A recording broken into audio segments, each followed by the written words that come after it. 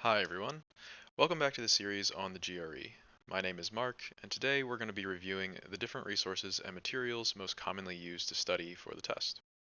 It can be a bit daunting to choose what you want to use considering the sheer number of prep companies and books and other resources out there, but after having worked with so many students and seen all of these materials in use, I have a good idea of the pros and cons of each, and which ones I would recommend, which ones I wouldn't, and which ones are best suited to any particular test taker, given the goals that they have for the test. I've broken this video down into these 6 different sections. I feel that these are a pretty broad and all-encompassing way of breaking down the different materials and resources open to any particular student. If there is a particular book or website you're looking for some opinions on, then by all means skip ahead to that section. Otherwise, we'll get started with the ETS website itself. So we're here on the ETS website, specifically the GRE part of the website. And if you haven't used this website yet, you're definitely going to have to at some point. This is the place where you're going to register and find your test center. It also has all the important information you need about the test, scoring, and reporting, and things like that. In this video, though, we want to look at the prepare for the test section, and they do a good job of giving you a complete overview of the test. And in here, you can go section by section. You can see some sample problems, sample essay responses, and get a really good feel for what's going to be on the test.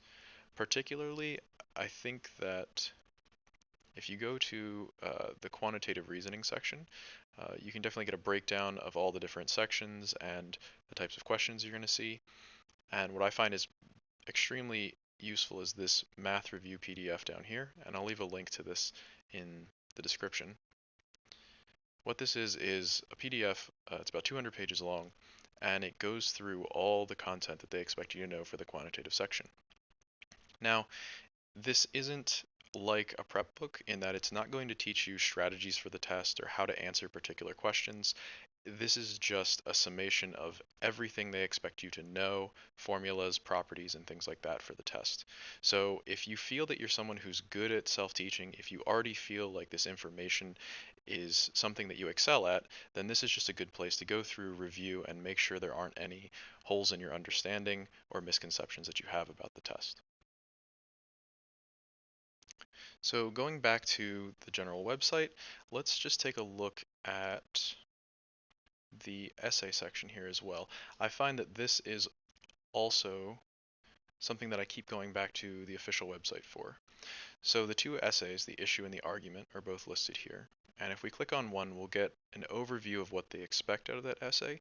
And most importantly, they're going to provide us with a sample essay as well as some responses that scored a 6, a 5, a 4, and so on. And along with these, we're going to get the grader response. So if the essay is important to you, it's definitely important to come here and figure out what makes for a good essay, what are the graders looking for, and how can you best emulate that with your own essay when you get to test day. As well as that, if you go up to the top again, here we have pool of issue topics, and what they provide you with are actually real prompts from the test. And so there are hundreds here, but as long as you're going to practice the essay, you might as well be practicing real tasks that you might actually see on test day, as opposed to some of the made up ones that the prep companies are going to supply you with.